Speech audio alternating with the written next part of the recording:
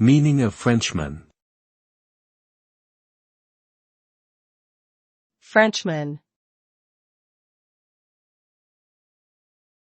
Frenchman. Frenchman. Frenchman. The term Frenchman refers to a male person who is a native or inhabitant of France.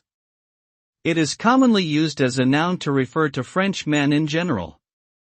The root word French pertains to everything related to France, including its language, culture, cuisine, and history. The image associated with Frenchmen varies from person to person, but often includes stereotypical characteristics such as a beret, a mustache, and a baguette. However, it is important to note that stereotypes do not accurately represent all individuals from a particular group.